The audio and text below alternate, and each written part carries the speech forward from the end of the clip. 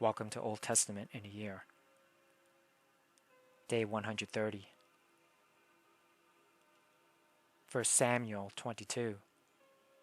So David left Gath and escaped to the cave of Adullam. Soon his brothers and all his other relatives joined him there. Then others began coming, men who were in trouble, or in debt, or who were just discontented, until David was the captain of about 400 men. Later, David went to Mizpah in Moab, where he asked the king, "Please, allow my father and mother to live here with you until I know what God is going to do for me." So David's parents stayed in Moab with the king during the entire time David was living in his stronghold. One day, the prophet Gad told David, "Leave the stronghold and return to the land of Judah."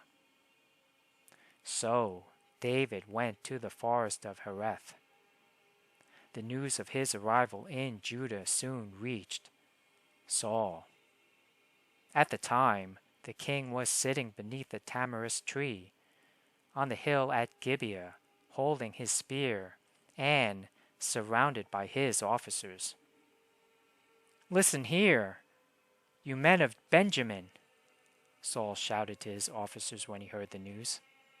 "Has that son of Jesse promised every one of you fields and vineyards? Has he promised to make you all generals and captains in his army? Is that why you have conspired against me? For not one of you told me when my own son made a solemn pact with the son of Jesse. You're not even sorry for me. Think of it. My own son encouraging him to kill me, as he is trying to do this very day." Then Doeg the Edomite, who was standing there with Saul's men, spoke up.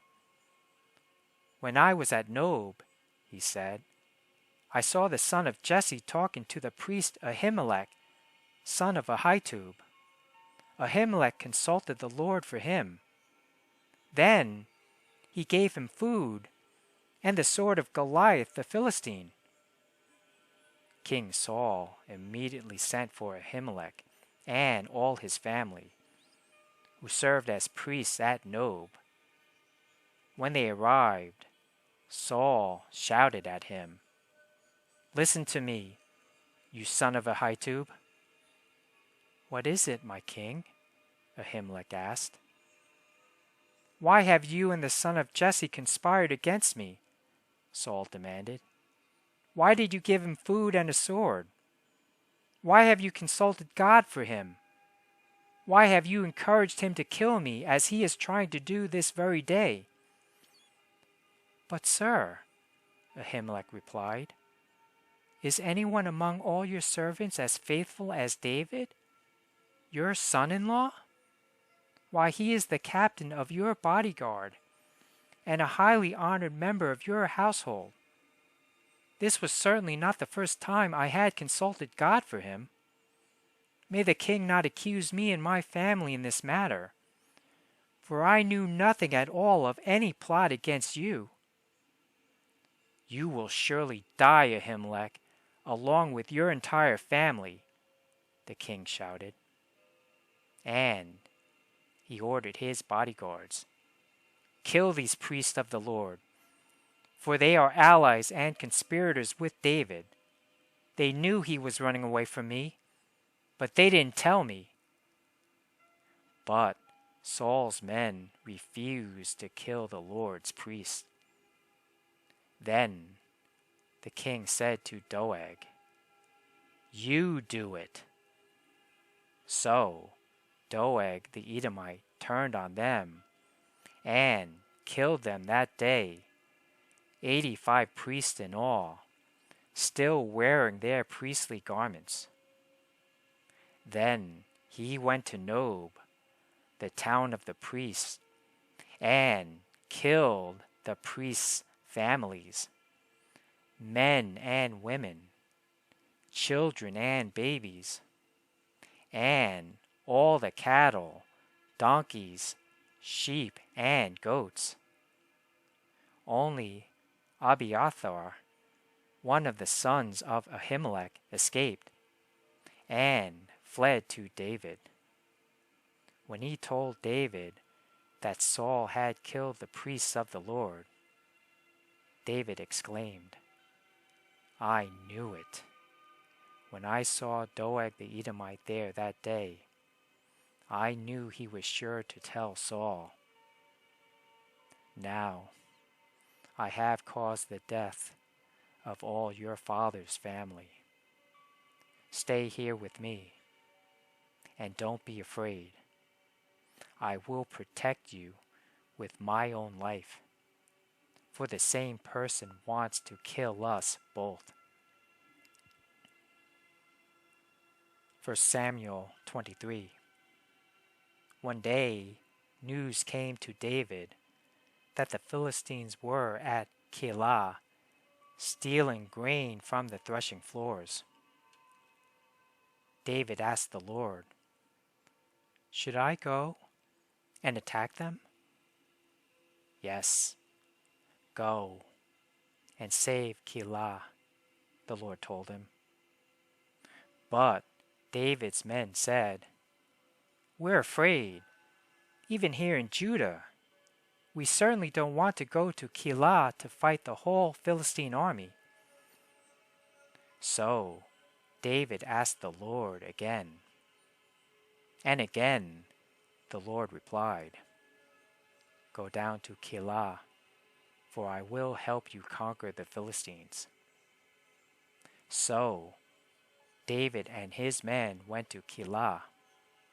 They slaughtered the Philistines and took all their livestock and rescued the people of Keilah. Now, when Abiathar, son of Ahimelech, fled to David at Keilah, he brought the ephod with him. Saul soon learned that David was at Keilah. "Good," he exclaimed. "We've got him now. God has handed him over to me, for he has trapped himself in a walled town." So Saul mobilized his entire army to march to Keilah and besiege David and his men. But David learned of Saul's plan and told Abiathar the priest to bring the ephod and asked the Lord what he should do.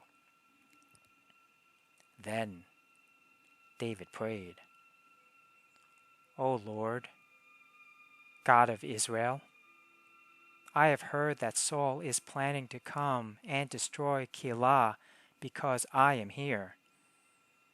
Will the leaders of Keilah betray me to him?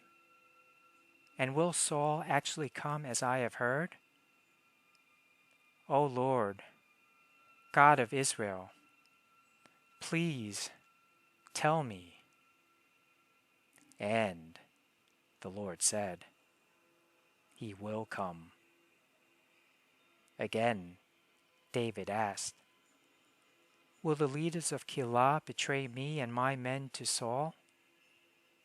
And the Lord replied, "Yes, they will betray you." So David and his men, about 600 of them now, left Keilah and began roaming the countryside. Word soon reached Saul that David had escaped. So he didn't go to Keilah after all. David now stayed in the strongholds of the wilderness and in the hill country of Ziph. Saul hunted him day after day, but God didn't let Saul find him.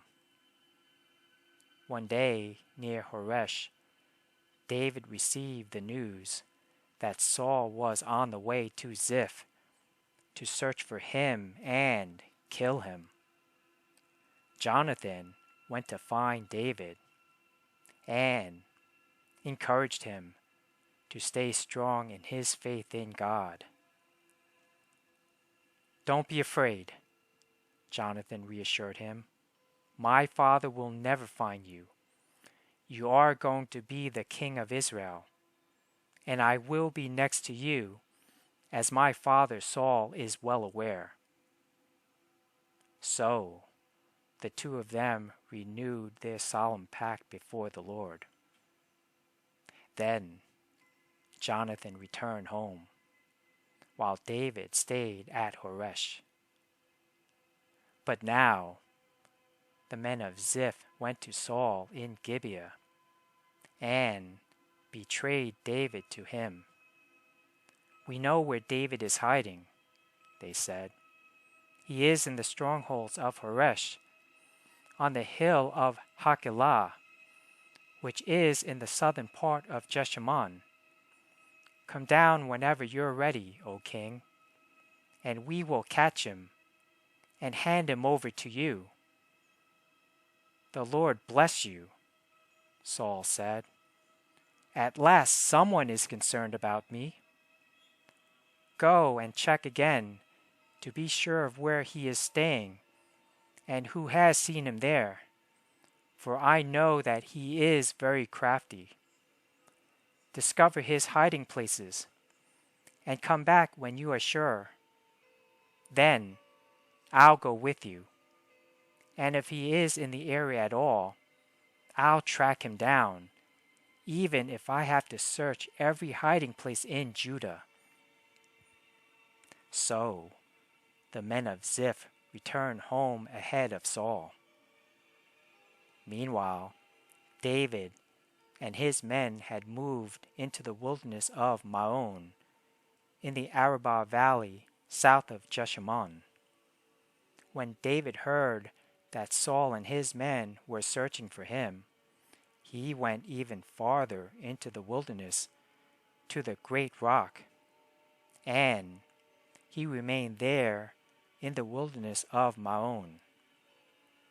But Saul kept after him in the wilderness. Saul and David were now on opposite sides of a mountain. Just as Saul and his men began to close in on David and his men, an urgent message reached Saul that the Philistines were raiding Israel again.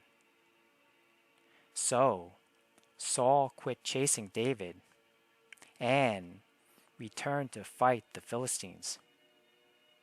Ever since that time, the place where David was camped has been called the Rock of Escape.